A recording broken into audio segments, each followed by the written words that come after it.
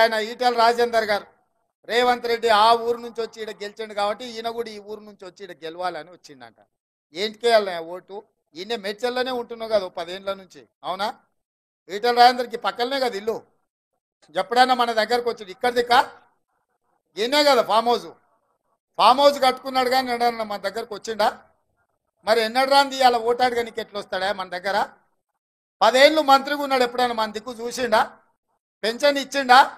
ఇల్లు ఇచ్చిండా? ఉద్యోగం ఇచ్చిండా? ఉపాధి కల్పించిండా? పోనీ ఎట్లున్నామని అడిగిండా? మన పెళ్లికి వచ్చిండా? మన సావుకు వచ్చిండా? మంచుకున్నామని మనల్ని ఎప్పుడైనా వల్కరించిండా? మరి ఏం అడగనోడు ఇవ్వాలి సిగ్గు లేకుండా ఓటు ఎట్లా అడుగుతాడే మన దగ్గర? ఆయన ఈటెల రాజేందర్ గారు రేవంత్ రెడ్డి ఆ ఊరు నుంచి వచ్చి ఇక్కడ గెలిచిండు కాబట్టి ఈయన కూడా ఈ ఊరు నుంచి వచ్చి ఇక్కడ గెలవాలని వచ్చిండంట. ఏంటికేయాలి ఓటు? ఈయన మెడ్చల్లోనే ఉంటున్నావు కదా 10 ఏళ్ళ నుంచి, అవునా? ఈటెల రాజేందర్కి పక్కనే కదా ఇల్లు. ఎప్పుడైనా మన దగ్గరకు వచ్చి ఇక్కడ దిక్క ఈయనే కదా ఫామ్ హౌస్ కట్టుకున్నాడు కానీ ఎన్నడన్నా మన దగ్గరకు వచ్చిండా?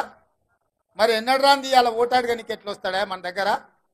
10 ఏళ్ళు మంత్రిగా ఉన్నాడు, ఎప్పుడైనా మన దిక్కు చూసిండా? పెన్షన్ ఇచ్చిండా? ఇల్లు ఇచ్చిండా? ఉద్యోగం ఇచ్చిండా? ఉపాధి కల్పించిండా? పోనీ ఎట్లున్నామని అడిగిండా? మన పెళ్లికి వచ్చిండా? మన సావుకు వచ్చిండా? మంచుకున్నామని మనల్ని ఎప్పుడైనా వల్కరించిండా? మరి ఏం అడగనోడు ఇవ్వాలి సిగ్గు లేకుండా ఓటు ఎట్లా అడుగుతాడే మన దగ్గర?